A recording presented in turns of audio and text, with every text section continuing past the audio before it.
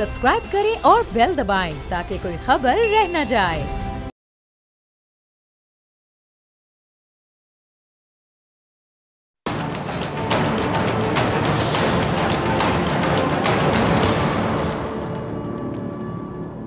अस्सलाम वालेकुम नाज़रीन, मैं हूं डॉक्टर फ़िज़ा खान और मैं हूं पाकिस्तान। मुल्क में सर्द मौसम की आमद के साथ साथ हम देख रहे हैं सियासी दर्जा हरारत में इजाफा हो रहा है।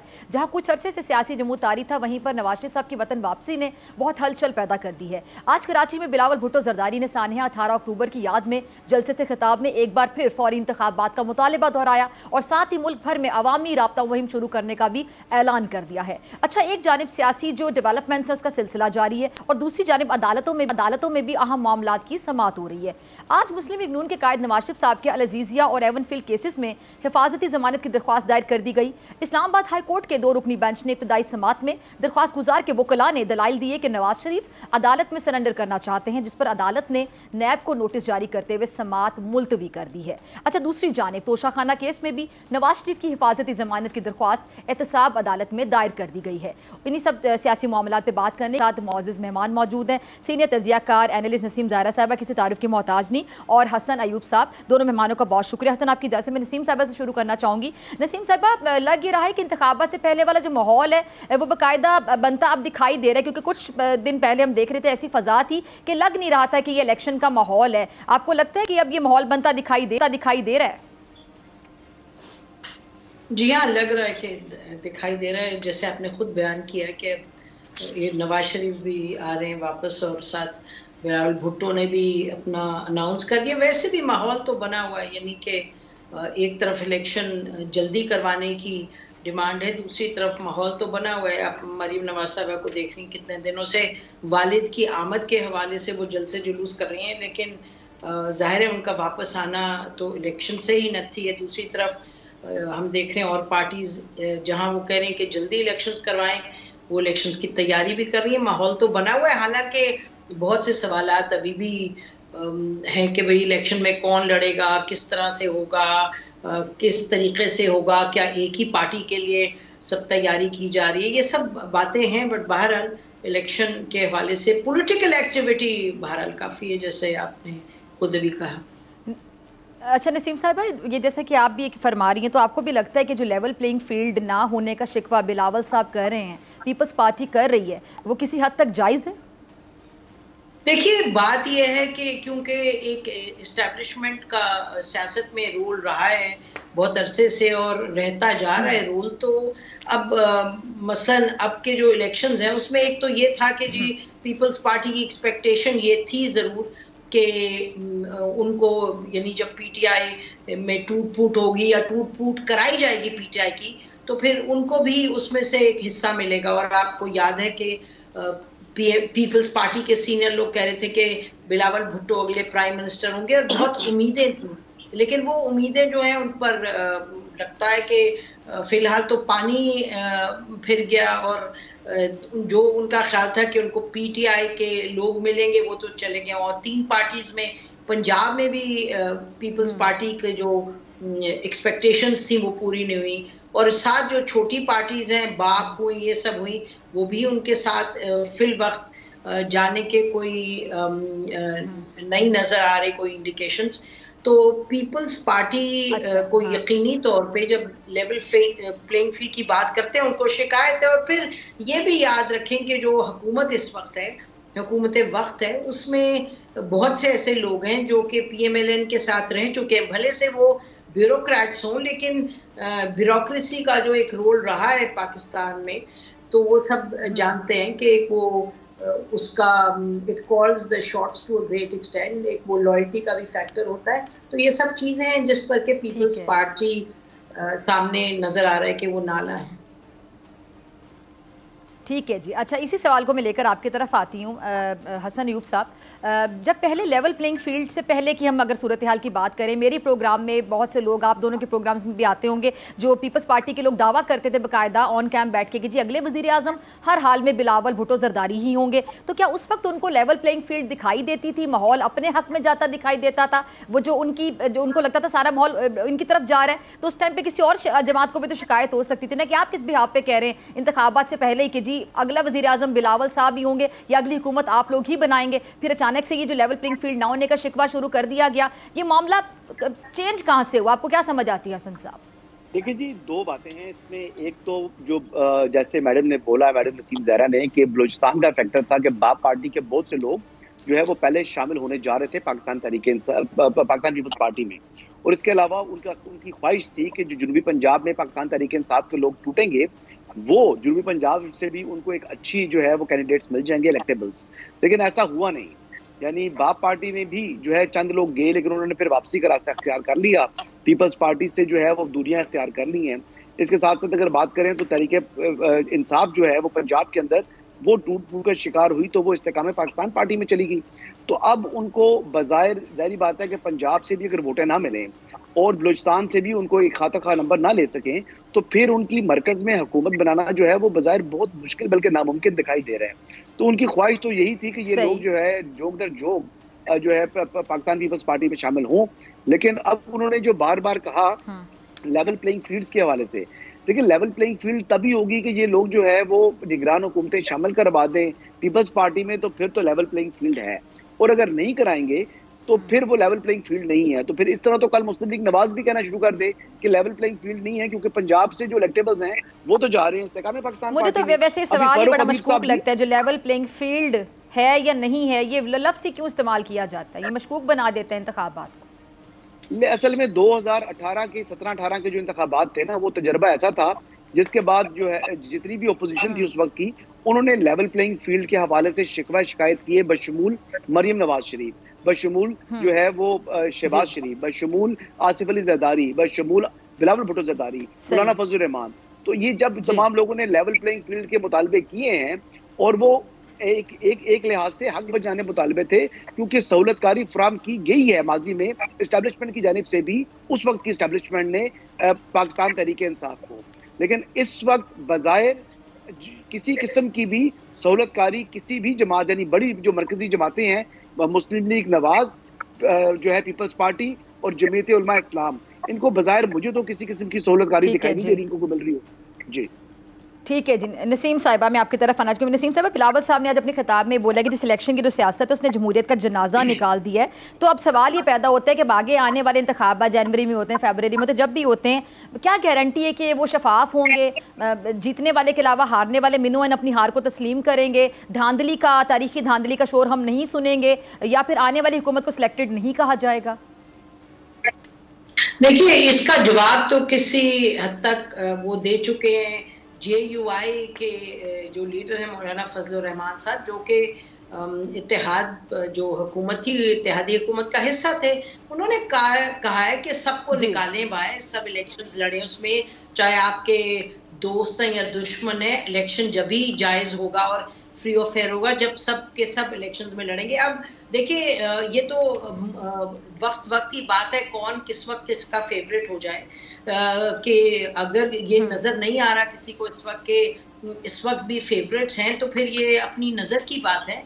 नहीं तो ये जो फेवरेट्स का सिलसिला है वो तो चल रहा है। कभी कोई फेवरेट्स होते हैं, फिर कभी कोई जेल में चले जाते हैं, कभी कोई फेवरेट्स होते हैं और उनको मुल्क से निकाल दिया जाता है, कभी कोई फेवरेट होते हैं तो तोशाखाना से कुछ भी चले जाए तो पूछा नहीं जाता, कभी फेवरेट नहीं होते तो 4 चीजें निकल जाए तो पूछ लिया जाता है। तो देखिए, ये कहानी जो है, ये तो आप पता नहीं आप ये चलाएंगे या नहीं, लेकिन कहानी तो सामने, यानी कि आंख बंद करके भी देखें तो वो नजर आ रही है। इस वक्त ये कोई फेयर प्ले तो नहीं है, बहुत से सवालात हैं, और मेरा ख्याल है कि जो नजरें हैं बहुत से लोगों की, वो कोर्ट्स की तरफ है, हाई कोर्ट की तरफ, सुप्रीम कोर्ट की तरफ, के तमाम मामलात को आगे लेके कैसे चलेंगे। एक तरफ मामला है PTI के साथ जो हो रहा है, उधर वो लोगों को पकड़ा है तो उधर वो आके स्टेटमेंट्स दे देते हैं। यानी कि हुदैबिया की जब स्टेटमेंट आई तो ये कहा गया कि जी अंदर बंद था, तो इसलिए जो स्टेटमेंट दी गई वो जायज तो स्टेटमेंट नहीं हो सकती। अब आप देखें, लोग अगवा होते हैं और आके स्टेटमेंट्स हो जाती हैं। दूसरी तरफ अब ये जो नवाज शरीफ साहब का वापस आना है, उसके हवाले से ये जो 5 साल और उम्र पूरी, यानी कि फॉर लाइफ जो आप डिस्क्वालीफाई हो जाए, ये भी सवाल एक लीगल सवाल है जो देखेंगे कि कोर्ट्स किस तरह से इसको हैंडल करते हैं, क्योंकि आपको मालूम है कि एक बेंच की इंटरप्रिटेशन थी कि ये लाइव डिस्क्वालिफिकेशन है, लेकिन जो लॉ मिनिस्टर थे उन्होंने कहा जी हमने जब एक अमेंडमेंट की है उसमें इलेक्शन एक्ट में, तो उसकी पॉलिटिकल पार्टीज एक्ट में, तो वो 5 साल तक उसका तयन हो गया। तो I think a lot of these questions will come up in the court. और हमारा ख्याल ये है कि नसीम साहब, अगर नवाज शरीफ साहब को अदालतों से रिलीफ मिल सकेगा, आपको क्या लगता है आती है, या फिर उनकी गिरफ्तारी भी अमल में आ सकती है? इनकेस अगर उनकी गिरफ्तारी अमल में आती है तो हमारे यहाँ ये होता है, मतलब मैं ऑन ईयर ही कहना चाहूँगी कि जो लीडर गिरफ्तार हो जाता है उसका वोट बैंक भी बढ़ जाता है, आवाम की हमदर्दियाँ, वर्कर्स की हमदर्दियाँ उनके साथ ज़्यादा हो जाती हैं, वो हीरो बन जाते हैं। अब वो देखिए ना, ये तो कोर्ट ही बताएगा कि जो 30 या पता नहीं 60 दिनों के लिए गए थे और फिर वापस वो आ रहे हैं 4 साल के बाद, तो उनको कोर्ट कैसे हैंडल करेगा? क्या उनको वो प्री अरेस्ट बेल दे देगा जैसे वो लेना चाह रहे हैं? वो तो कोर्ट ही डिसाइड करेगा। मैं तो इस पर नहीं कह सकती। कुछ पॉसिबिलिटी दोनों तरफ है, इट डिपेंड्स कि कोर्ट उसको किस तरीके से देखता है। देखिए, ये तो बहुत सी बातें करने की, असल बात ये है कि फेयर और फ्री इलेक्शंस हो, लेवल प्लेइंग फील्ड हो अक्रॉस द बोर्ड सबके लिए, तो फिर बात बनेगी। नहीं तो अगर 2018 का रिप्ले है, इस वक्त फेवरेट कोई और है, तो फिर मसला ही होगा आगे जाके, जैसे आपने खुद भी कहा।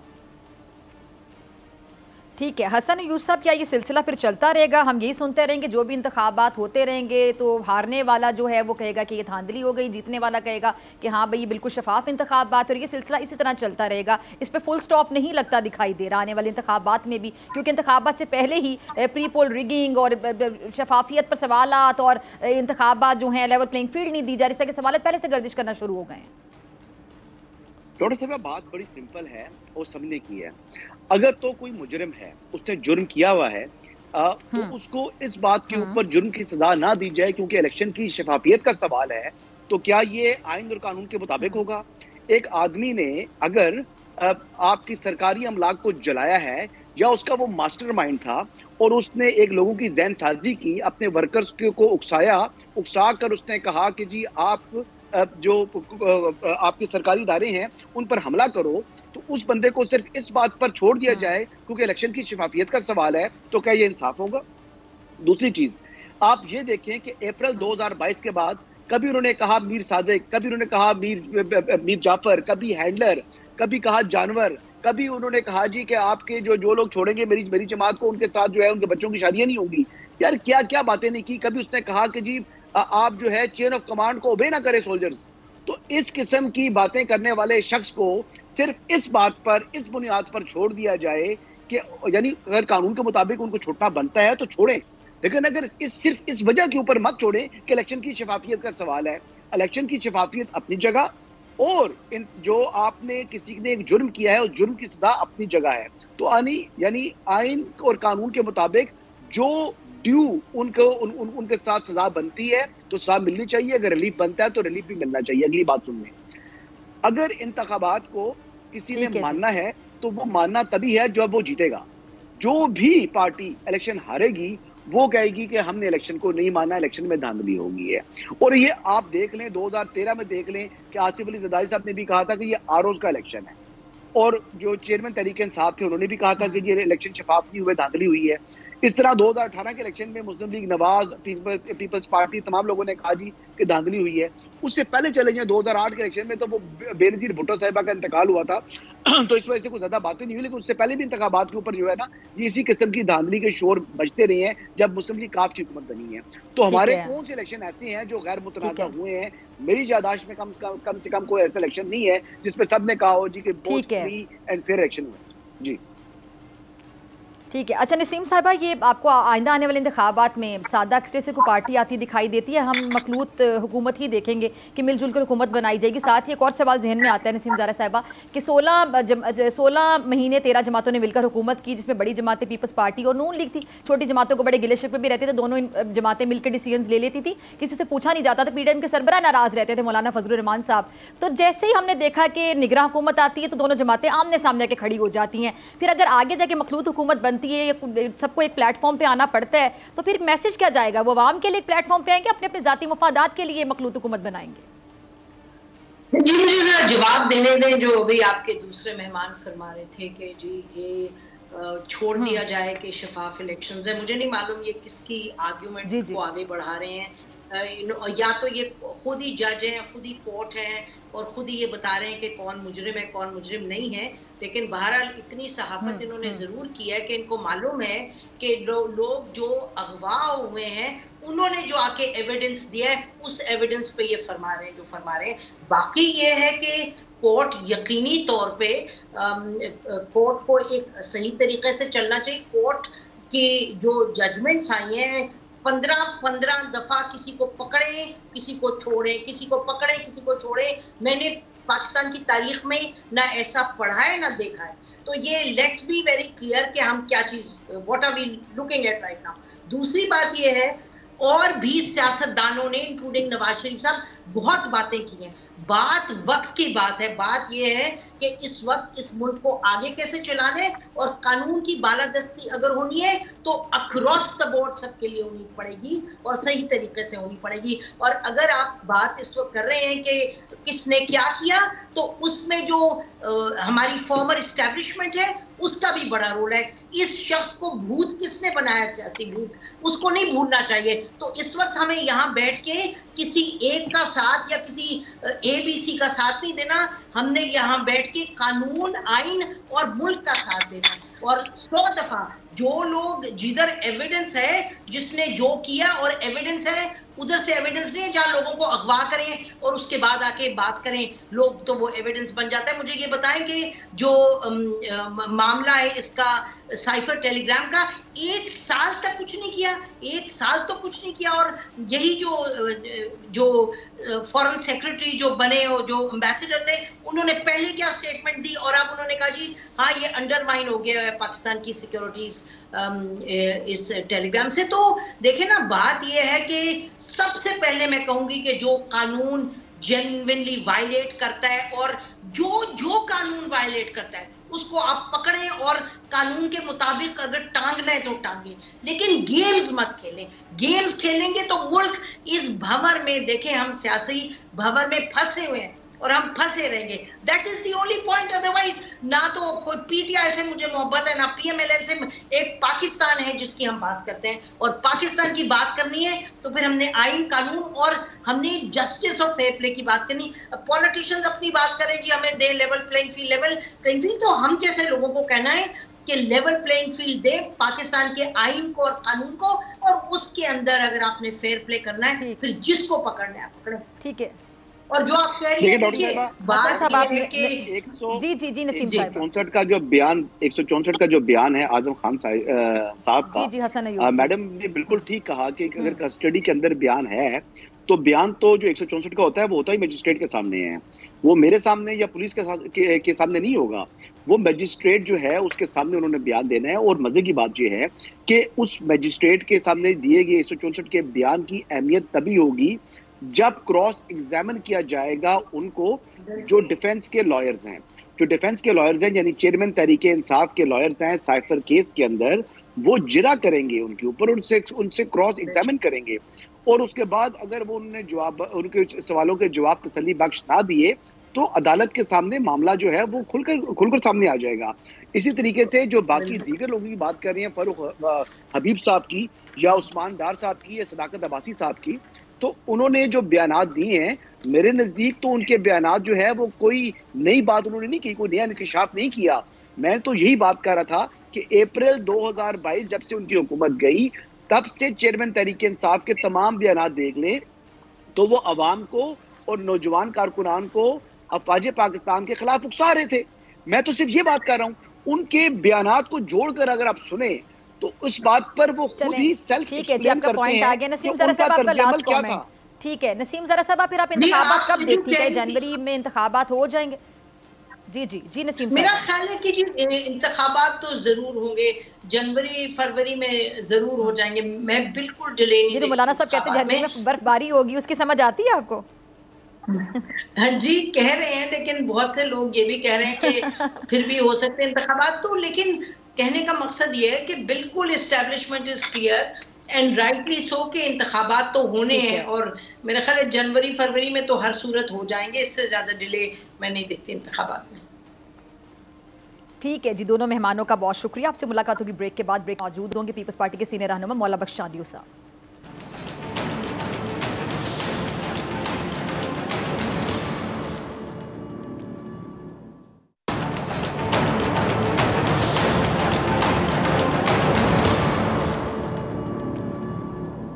नाजरीन, सानिया कारसाज को आज 16 बरस बीत गए हैं, मगर अफसोस इस बात का है कि आज तक इस सानिया के जिम्मेदारों को कैफरे किरदार तक नहीं पहुंचाया जा सका और ना ही वो किरदार सामने लाए जा सके हैं।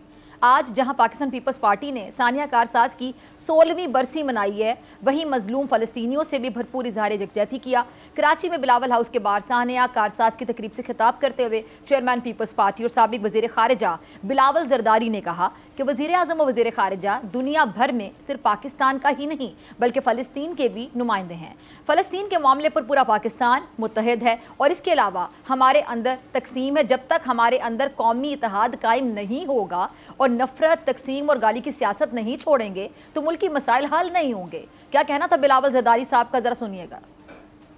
जी, तो सुना आपने, बिलावल ने कहा है कि फ़लस्तीन के लोगों ने मुश्किल वक्त में पीपल्स पार्टी की मदद की और हम हर मुश्किल में उनके शाना बशाना खड़े हैं और उन्हें यकीन दिलाते हैं कि हम किसी सूरत आपका साथ नहीं छोड़ेंगे। उन्होंने कहा कि आज के पाकिस्तान के लिए नई सोच, नई सियासत और नए दौर में नई क़यादत के हमरा दाखिल होने की ज़रूरत है, ऐसी क़यादत जो माजी में ना फंसी हो। और इसी हवाले से बात करने के लिए हमारे साथ मौजूद हैं सीनियर रहनुमा मौला बख्श चांडियो साहब। चांडियो साहब, बहुत शुक्रिया वक्त देने के लिए। सबसे पहले सानिया कारसाज की 16वीं बरसी जो है उसके हवाले से मैं जानना चाहूंगी, आप क्या कहना चाहेंगे? आज का दिन जो है सानिया कारसाज के शहीदों के याद में मनाया जा रहा है और सानिया कारसाज जैसा वाक़या बरसग़ीर में तो कई साल पहले सुनते रहे, लेकिन ये उनसे भी मुनफरद है। इस किस्म का कम से कम पाकिस्तान में तो कोई भी वाक़या नहीं हुआ कारकुनों ने इस किस्म की कुर्बानी देकर अपनी क़यादत की हिफाजत की हो। ये भी हकीकत है कि एहतजाज के तौर पे भी पाकिस्तान पीपल्स पार्टी की कारकुनों ने ख़ुद को ज़िंदा जलाया और आग लगाई, शहीद हो गए, फांसी घाटों में पहुंच गए, वहाँ मकतलगाहें सजाई। लेकिन ये जो वाक़या है ये तो बिल्कुल अनोखा वाक़या है। बम के 2 धमाके हुए, एक धमाका हुआ, उसके बाद लोग भागते, इतने बेपनाह शहादतों के बाद अपने साथियों को मौत देकर भागते थे, भागा कोई नहीं। दूसरे धमाके में अपनी क़यादत के और करीब आ गए, घेरा और तंग किया उनकी हिफाजत के लिए। ये बहुत बड़ी मिसाल है और क़यादत ने भी कमाल किया। क़यादत भी इस माहौल में घबराई नहीं, वो कारकुनों के साथ खड़ी रही। जब तक उनको क़यादत ने, पार्टी ने उनको कहा कि अब महफूज मकाम की तरफ जाना चाहिए तो वो वहाँ से गई, लेकिन सुबह को बगैर किसी खौफ के फिर हॉस्पिटल पहुंच गई, शहीदों के ख़ानदानों के पास चली गई बीबी, और जो ज़ख्मी हैं उनकी इयादतें करती रही। ये कारकुनों की बेमिसाल कुर्बानी का भी वाक़या है जिसकी मिसाल पाकिस्तान में नहीं है, और क़यादत की बहादुरी का भी एक अजीब अनमोल एक नमूना है। जो ये बहादुर क़यादत सिर्फ भुट्टो ख़ानदान की है, भुट्टो साहब की बीबी की, अल्लाह ज़िंदगी दे भुट्टो साहब के नवासे को, वो भी इसी बहादुरी के साथ पार्टी क़यादत कर रहे हैं। तो सानिया कारसाज हैरत अंगेज़ वाक़या है पाकिस्तान की सियासी तारीख का। अच्छा मौला बख्श चांडियो साहब, पीपल्स पार्टी की जानिब से आज सानिया कारसाज के शोहदा की बरसी तो मनाई जा रही है, लेकिन सानिया में जो मुलविस किरदार मुल्ज़िमान आज भी सामने नहीं आ सके हैं, क्यों, क्या वजह? आप दुरुस्त कहती हैं। हम तो बीबी के क़यादत कत्ल के मुतल्लिक़ भी ये कहते रहे, भुट्टो साहब के कत्ल के मुतल्लिक़ भी कहते रहे, लेकिन यहाँ का निज़ाम इस किस्म का है। यहाँ वो जो गैर जमहूरी क़ुव्वतें हैं वो भी इतनी मजबूत हैं, उनकी जड़ें भी बड़ी पुख्ता हैं निज़ाम में, और वो रुकावटें पैदा करती है, कभी कभार सियासी जमातों को नाकामी भी होती है। आज तक आप देखें लियाकत अली खान मरहूम के केस का क्या हुआ, आज तक आप देखें बहुत सारे यहाँ वाक़यात हैं। अमेरिका में जैसे मुल्क में उनके सदर को कत्ल कर दिया गया और पता ही नहीं चला। बहुत सारे मुल्कों में, हमारे मुल्क में भी इस किस्म का निज़ाम है, कमज़ोर निज़ाम है। गिरफ्त मुजरिमों को गिरफ्त में लाने का निज़ाम बहुत कमज़ोर है। ये पीपल्स पार्टी कमज़ोरी की बात नहीं है, ये पाकिस्तान में निज़ाम की कमज़ोरी है। असल बात यही है कि हम मुजरमों को नहीं पकड़ सके। लेकिन एक बात है कि खून पे खून है, टपकेगा तो जब जाएगा। खून को छुपाया नहीं जा सकता। जो भी उसमें मुलविस हुए, हुकूमत और कानून ने उनकी गिरफ्त की या नहीं की, आवाम उनको खूब जानते हैं, आवाम उनसे नफरतें करते हैं। और जो उस वक्त के चीफ मिनिस्टर थे वो फिर इस साले के बाद वो आवाम में आ ही नहीं सके, वो सियासत कर ही नहीं सके। आवाम ने तो कातिल पहचान लिए अपने, अब निज़ाम नहीं पहचान सका। इसमें पीपल्स पार्टी का कसूर नहीं है, यह निज़ाम इस किस्म का है। अच्छा, इंतखाबात से पहले क्या कोई बड़ा सरप्राइज़ मिलने वाला है पीपल्स पार्टी के मुखालिफिन को, अगर इलेक्शंस के हवाले से मैं जानना चाहूँ? मेरे ख्याल में इंतखाबात के जो भी नतीजा मिलेगा वो इंतखाबात के बाद मिलेगा। उससे पहले क्या होता है, क्या सियासी माहौल बना है, मैं इतना काबिल और ज़हीन नहीं हूँ कि इतनी बड़ी पेशन गोई कर सकूँ। बड़ी अच्छी बात की वैसे आपने, लेकिन ज़्यादातर सियासतदान इतने काबिल और ज़हीन बनते हैं, पहले बता देते हैं। पेशन गोई कर देते हैं, उनसे पूछ के मशवरा करके मालूम कर लेता हूँ कि उससे पहले कोई ऐसा कोई मामला हो सकता है, कोई इस किस्म का सियासी इत्तेहाद, कोई इस किस्म की सियासी तब्दीली जो पाकिस्तान में एक अजीब एक नई चीज़ या बात बने जो आप चाह रही हैं। अच्छा चांडियो साहब, पीपल्स पार्टी की एक तवील तारीख है जमहूरियत के लिए कुर्बानियों की अगर बात की जाए, लेकिन आजकल के जो हालात हैं उनमें जमहूरियत पे मंडलाते जो स्याह बादल हैं उनको दूर करने के लिए क्या स्ट्रैटेजी, हिकमत अमली अपनानी बहुत ज़रूरी है आपके मुताबिक? क्या समझ आती है आपको? मैं समझता हूँ पाकिस्तान में जमहूरियत कभी आज़ाद रही नहीं। थोड़े अरसे के लिए पाकिस्तान के हालात ने मजबूर किया कि शहीद जुल्फ़िकार अली भुट्टो अपने हकीकी जमहूरी की क़यादत का किरदार अदा कर सकें। तो उस मुख्तसर अरसे में भी जमहूरियत ने जो काम किए वो आज तक पाकिस्तान की तारीख में सुनहरी हरूफ में लिखे हुए। तो जमहूरियत को मौका नहीं मिलेगा तो वो जो नताइज है वो बरामद नहीं हो सकेंगे। ऐसा हरगिज़ नहीं है कि आज कोई पार्टी इलेक्शन जीते, कल हुकूमत में ले ले, परसों सारे मसाइल हल कर दे, ऐसा नहीं है। जमहूरियत को भी एक ख़ास मुद्दत चाहिए होती है, एक तसलसल चाहिए होता है। तो मैं मानता हूँ कि वो नताइज नहीं दे सके, लेकिन हम क्या करेंगे, हम उसके लिए अब भी अमली जदोजहद में मसरूफ़ हैं। अच्छा चांडियो साहब, इंतखाबात से पहले क्या होगा ये तो आप नहीं बता सकते, लेकिन आइंदा इंतखाबात के लिए तैयारियां क्या है ये ज़रा बताइएगा। उम्मीदवारों को टिकट की तकसीम का जो मरहला है कब तक मुकम्मल हो जाए? अब तारीख का तयन तो मैं नहीं बता सकता कि कब तक होगा, लेकिन अगर इंतखाबात हो रहे हैं तो मेरा ख्याल है मुकर्रर मुद्दत में पीपल्स पार्टी ये अमल मुकम्मल कर पाएगी। अब पहली मीटिंग उसकी 21 तारीख को है, वो भी उस बोर्ड का भी मेंबर हूँ, वो सूबाई असम्बलियों की हल्के हैं, वहाँ टिकट जारी करने के लिए मीटिंग बुला रही है 21 तारीख को। अब देखिए क्या होता है, अगर इंतखाब हुए तो ये हमारा अमल भी तेज़ होगा और इंशाल्लाह नतीजा भी बेहतर निकलेगा। अच्छा, ये मौलाना फजलुर रहमान साहब ने जो सियासी जमातों को बालिग नज़री का मुजाहरा करने का बाकायदा मशवरा दिया है, मैं क्या समझ आती है इस मशवरे की? पीपल्स पार्टी का, आपकी जमात का क्या स्टैंड है इस पर? देखिए, पीपल्स पार्टी मौलाना साहब को हमेशा अपना दोस्त समझती रही है। पीपल्स पार्टी क़यादत में और मौलाना साहब के दरमियान एक खुशगवार ताल्लुकात हैं और हम कई मौक़ों पे इख्तिलाफ़ के बावजूद भी जदोजहद में या जमहूरी जदोजहद में साथ भी रहे। अभी में भी कोई शक शुबात तो पैदा नहीं करना चाहता, न मुझे कोई हकीकत का अंदर का कोई मालूमात है, लेकिन मुझे यकीन यही है कि हकीकी जमहूरियत क़याम में मौलाना और पीपल्स पार्टी साथ मिलकर काम करेंगे इंशाल्लाह। अच्छा, जो आपकी पार्टी लेवल प्लेइंग फील्ड पर शिकवा कर रही है, लेकिन क्या सिंध में Peoples Party level playing field देने पर आमादा है? मैं तफसील से यही है कि पंजाब में एक साजिश के तहत 15-20 साल तक आमरीतों ने और आमरीतों के एजेंटों ने एक ऐसा माहौल बना के रखा जिसमें पीपल्स पार्टी को तकरीबन गुमनाम करने की हद तक ले गए।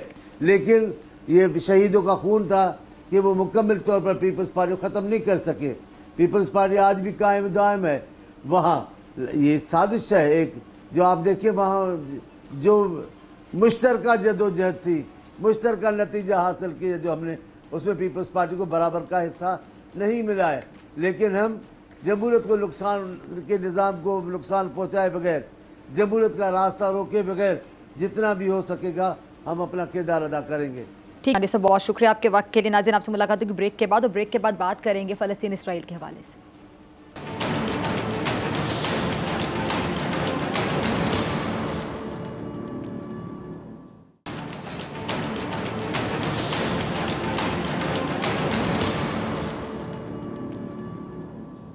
प्रोग्राम में एक बार फिर हाजिर खिदमत है। नाज़रीन, रूह काम जाती है, कलेजा मुंह को आता है, ज़बान साथ नहीं देती है, लफ्ज़ों का चुनाव मुश्किल पड़ जाता है जब निहत्थे और मजलूम फ़लस्तीनियों पर दहशतगर्द और काबिज़ इसराइली जारहियत के मनाजिर सामने आते हैं। गुज़िश्ता रोज़ तो इसराइल ने फ़ज़ाई हमला करके अस्पताल को निशाना बना दिया, जिससे सैकड़ों जख्मियों समेत तीमारदार, डॉक्टर्स, पैरामेडिकल स्टाफ शहीद हो गए, जिससे आलमी कवानीन की बदतरीन खिलाफ वर्जी की गई। क्योंकि दुनिया में कहीं ऐसा नहीं होता कि जख्मियों, डॉक्टर्स, पैरामेडिकल स्टाफ को या अस्पताल को टारगेट किया गया हो। ऐसी कोई आपको एग्जाम्पल नहीं मिलेगी तारीख में, मगर इसराइल जो इस वक्त इंसानियत की तजलील बन चुका है, उसने ऐसा करके दिखाया। इसी तरह बच्चों की बहबूद के लिए काम करने वाली तंजीम सेव द चिल्ड्रन के मुताबिक गजा पर इसराइली फ़ज़ाई हमलों में हर 15 मिनट में एक बच्चा शहीद हो रहा है, हर 15 मिनट में, जबकि मासूम बच्चे नाकाबंदी के बायस पानी और खुराक की किल्लत को भी झेल रहे हैं, तरस रहे हैं पानी के लिए। और आलमी खबर रसां इदारे के मुताबिक सेव द चिल्ड्रन ने गजा में फौरी जंग बंदी का मुतालबा करते हुए कहा है कि मासूम बच्चे इस जंग का ईंधन बन रहे हैं। रिपोर्ट में कहा गया है कि गजा में इसराइली हमलों नाकाबंदी की वजह से सबसे ज़्यादा नुकसान भूख से बिलखते मासूम बच्चों का हो रहा है, जिनका किसी तनाज़े में कोई लेना देना नहीं है। रिपोर्ट के मुताबिक गजा पर 11 दिनों के फ़ज़ाई हमलों में एक अंदाजे के मुताबिक 1000 से ज़ायद बच्चे ज़िंदगी की बाजी हार चुके हैं, जबकि असल तादाद इससे कहीं ज़्यादा है। गजा में इसराइली बमबारी में होने वाली मजमूई हलाकतों में 1/3 से ज़ायद बच्चे हैं। हर 15 मिनट में एक बच्चा मौत के मुँह में चला जाता है। रिपोर्ट में खबरदार किया गया है कि रॉकेट्स और मिसाइलों की बुछाड़ को सहने वाले खौफजदा बच्चे भूख और प्यास से निढाल हैं, उन तक इमदाद नहीं पहुंच पा रही और पानी और खुराक की शदीद किल्लत भी है वहाँ पर। दूसरी जानिब आज अक़वाम मुत्तहिदा ने भी खबरदार की तमाम अस्पतालों के पास बैकअप जो जनरेटर्स हैं वो चलाने के लिए सिर्फ 48 घंटे का ईंधन बचा हुआ है, जिससे बच्चों समेत हज़ारों मरीज़ों को फौरी तौर पर ख़तरा लाहक है। गजा में इसराइल की बमबारी और नाकाबंदी को आज 11 दिन हो गए हैं, जिसमें 3300 से ज़ायद फ़लस्तीनी शहीद, 1400 इसराइली जहन्नुम वासिल हो गए हैं, जबकि 10 लाख फ़लस्तीनियों को घर बार छोड़कर जनूबी इलाके में मुंतकिल होना पड़ा है। इस पर बात करने के लिए मेरे साथ मौजूद हैं तर्जुमान हमास डॉक्टर खालिद अल-कदूमी साहब। डॉक्टर साहब, बहुत शुक्रिया ज्वाइन करने के लिए, वक्त देने के लिए। डॉक्टर साहब, ये जो इसराइली जारियत है, इसको कैसे रोका जा सकता है? इसके खात्मे के लिए कौन किरदार अदा कर सकता है, आपको क्या लगता है? देखिए जी, ये जो दुश्मन है सिर्फ और सिर्फ के ज़ोर और पावर का ज़बान समझ सकता है। अगर आप बातचीत या डिप्लोमेटिक मैनूवर्स के बारे में बात करना चाहते हो तो आपको याद करना चाहिए कि 75 साल से हमारा अवाम है कि इस साम्राज्य के शिकंजे के नीचे रहते हैं, और ये हमारा मासूम बच्चे के कई सालों से डिकेड्स वो मतलब शहीद हो रहे हैं, घर हमारा के मिस्मार हो रहा है, हमारा क़िबला अव्वल को तौहीन और बेहुरमती करते हैं कि ये, और वो भी आज आपके सामने OIC का इजलास है कि क्या आप एक्सपेक्ट कर सकते हो कि 1969 इस OIC का बनना के सबब और इसका टारगेट है कि तो रिस्टोर दी अल-अक्सा मॉस्क। आगे वो उस वक़्त का एक यहूदी फैनाटिक है ना, मस्जिद अक्सा को जलाया है, तो हदफ था है उस वक़्त के मस्जिद अक्सा को दोबारा बचाना है और सलाहुद्दीन का महराब को दोबारा बरकरार करना, और अभी तक तो मस्जिद अक्सा के दुश्मनों के हाथ में है। और डेली आप देखें, हम कहते हैं जंग के बारे में, 7 अक्टूबर से लेकर आज तक है तकरीबन 1300 हमारा सिविलियन है वेस्ट बैंक में के इंजर्ड हुआ है, और 62 फ़लस्तीनी अवाम है, बच्चे मासूम के लड़के और लड़कियां 17-18 साल शहीद हो गए थे। और हमारा इजरायली जेल में है हमारा 6000 फ़लस्तीनी प्रिजनर्स हैं, उनमें से लड़कियां भी है, उनमें से बच्चे जो 18 साल से कम है। उन लोगों में से कुछ ऐसे लोग हैं इनके सज़ा 360 साल से ज़ायद है, तो वो इनका उम्मीद कभी नहीं होगा जब तक जो जोर की जबान ना हो। इस्लामी ममालिक का क्या किरदार होना चाहिए, आप क्या समझते हैं? दो तरह का किरदार है। एक अपना हिस्ट्री को याद करें, अपना फर्ज को याद करें, और मैं कोई मुतालबा नहीं करने वाला हूं, क्योंकि ये अभी मुझे नहीं पता कि कितना और मजीद हमारे बच्चों को वो खून बहाना की ज़रूरत है ताकि इनके ज़मीर को जाग आ जाए और बीच में फील्ड में आ जाना है कि ये किरदार है, तो वो उनका ज़मीर और इनके दीन के लिए मैं छोड़ता हूँ। दूसरा चीज़ है, अभी कम से कम है कि 25-30 हमारा के ट्रक है ना, इमदादी तिब्बी इमदाद और इंसानी इमदाद रफ़ह क्रॉसिंग गेट के मुंतज़र है कि तकरीबन 3-4 दिन से उधर वेट कर रहा है कि ये जो रफ़ह का क्रॉसिंग गेट एक वाहिद गेट है दुनिया के लिए, गज़ा और दुनिया के दरमियान में, वो अभी तक क्यों नहीं खुल रहा है, उसका कोई समझ नहीं आ रहा। ये इनकद इतना है कि ये इजराइल से डरते हैं और वो हमारे अवाम को सिक्योर नहीं कर सकते हैं। यानी इतना कि हम तो तकरीबन दुनिया के 70% के मेंबरशिप हमारी है कि इंटरनेशनल ऑर्गेनाइजेशंस के अंदर है। आया हम डिप्लोमेटिक प्रेशर को नहीं लगा सकते कि वाकई के रफ़ह क्रॉसिंग को गेट को खोलने के लिए? कुछ समझ नहीं आता। तो मेरा उम्मीद है कि वो मतलब कि चले इस 3475 शहीद कहीं जाकर कि किसी का दिल हमारा हुक्मरानों में कि इनको जगा देगा या मतलब मूव कर देगा, ताकि हमारे आवाम को निजात दिलाना है इस कत्ल आम से। डॉक्टर खालिद साहब, बहुत शुक्रिया आपके वक्त के लिए, और इसी के साथ मुझे दीजिए इजाज़त। मुलाकात होगी इंशाल्लाह कल सेम टाइम सेम चैनल। अगर ज़िंदगी ने वफ़ा की, दुआ में याद रखिएगा, अपना बहुत ख्याल रखिएगा। अल्लाह निगहबान।